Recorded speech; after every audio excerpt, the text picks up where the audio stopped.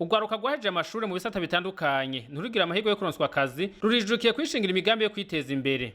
Bamwe mu bo twasanze ku mugwa mukuru w'intara ya Kayanza barashoboye kwishingira ishirahamwe rizwi nka Association des jeunes entrepreneurs de Kayanza. Mu bikorwa bishinze gukora hakaba harimo korora no kurima ibitunguru. Urongo iryo shirahamwe anasanzwe yize amashuri y'uburimyi aratubwira ingene ico cimviro cabajemwo. Twatanguye muri 2019 tumaze kuva ku mashure, ariko imigambi nk'iyi twayitanguye itariki 15 z'ukwa kabiri 2020 niho twatangura korora no kurima. Iki ciyumviro ukuntu catujemwo, murabona akazi karabuze, akazi kamaze kubura, bamwe baragerageje muri twebwe bariruka barahigisha biranka, hama duca tuja hamwe bakeyi dutangura kwiyumvira ikintu cotuma dutera imbere tutarinze kugira kuzerinze leta. Niho twaca twiyumvira ibijanye no kurima hamwe no korora.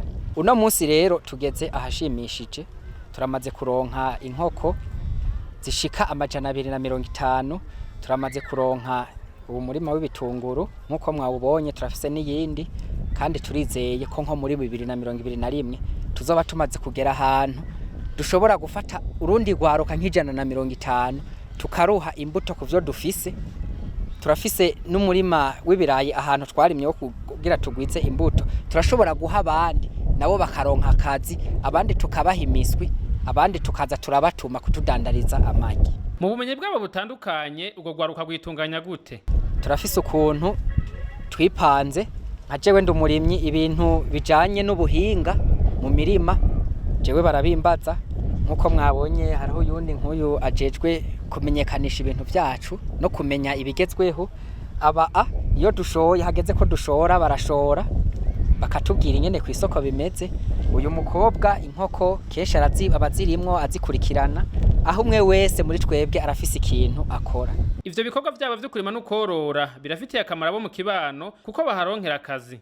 Iyo hageze nko kubishinga tubikura mu ituta hakenerwa abakozi benshi, hari gihe hakora nk'abakozi 40, kuko tubikora umunsi nyine tukagenda duhejeje aho twiyemeje kugira, kuko ufata kamwe ushiramwo urumva n'abakozi benshi. Uwo munsi kandi ntibahembwa 1500 ahubwo bahembwa 2005 kuko n'igikorwa kizimvye. Uca usanga 40 kugwiza 2005 urumva ayo mahera si make. Bamwe bikorera umwavu bawuzanye bose n'akazi baba baronse bategerezwa kugira kuronkako. Inyuma yaho batoroherwa mu kuronka barangura imirimo yabo hamwe no mu kuronka umutahe, barafise n'ibindi biberaje ishinga. Aha mu murima w'ibitunguru ikibazo dukunda guhura naco, navuze yuko twama turima ibitunguru kugira tubirimire isoko. Vuze ko tubirimira isoko ni gihe biba bifise amafaranga. Duca tugerageza rero itariki yo gutera tukayisubiza inyuma. Keshi tubishira mu matuta igihe cyo muci. Murabona nkaha ni hejuru cane, turakunda kugira ikibazo c'amazi. Abantu bavoma tubaha amafaranga menshi. Ikibazo rero ico kibazo c'amazi iyo batwaye dufise nk'akamoto pompe kantu bapompa canke kame kafise kimoteri kakaza karatwegereza amazi, vyo dufasha kuko no muci twobandanya dukora uko vyamye. Hama iyo tugeze kwimbura twavuze yuko dushobora gukoresha umunyota kugira igihe cyo kubibika ciyongere. Ego ni vyiza, ariko ahantu tubishira ntaho.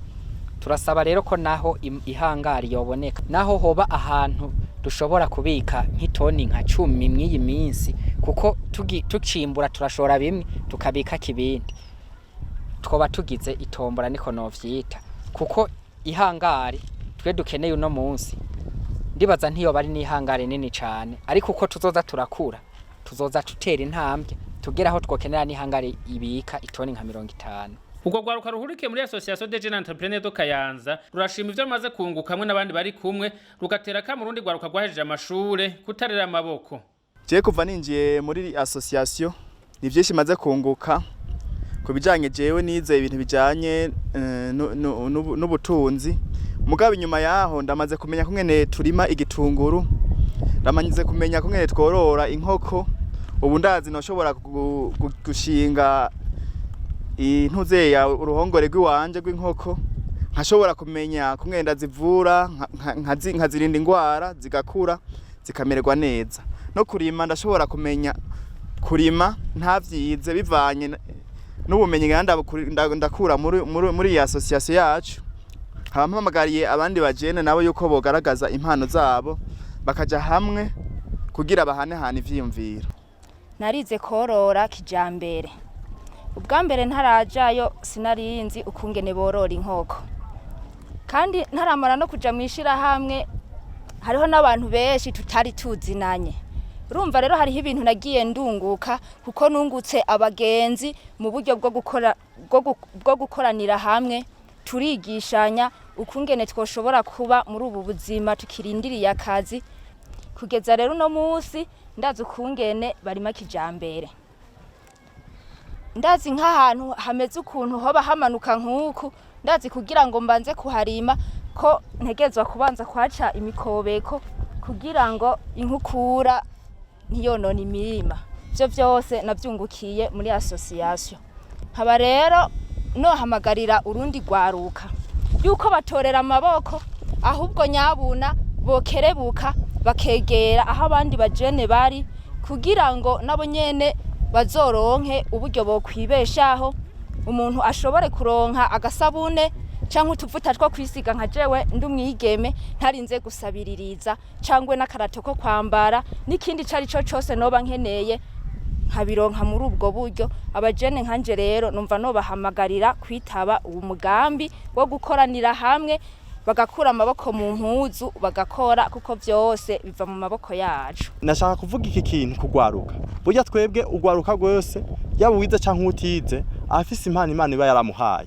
Rero arashobora kwimva ikintu abashobora gukora igihe ari karagikora akagiteza imbere kirashobora kuzana umwimbo ushimishije kikagira n'akamaro mu kibano abarimo. Rero ugwaruka tworohanura yuko gukura amaboko mu mpuzu rugakora burya byose burya biri mu mutwe Imana yaraduhaye ubwenge kugira ngo tubukoreshe dushobore gushika kwiterambere. Ubwo gwaruka ruhurike muri Association des Jeunes Entrepreneurs do Kayanza ukaba rusanzwe rurima rero ibitunguru vy'ubwoko bwera onyobra n'ibitunguru vy'ubwoko butukura onyoruje mu rurimi rw'igifaransa aho mbere bishimira icimviro cabo cyo kurima no korora kuko umwavu bakoresha muri ubwo burimyi ukaba ari umwavu bakura mu bworozi bw'inkoko.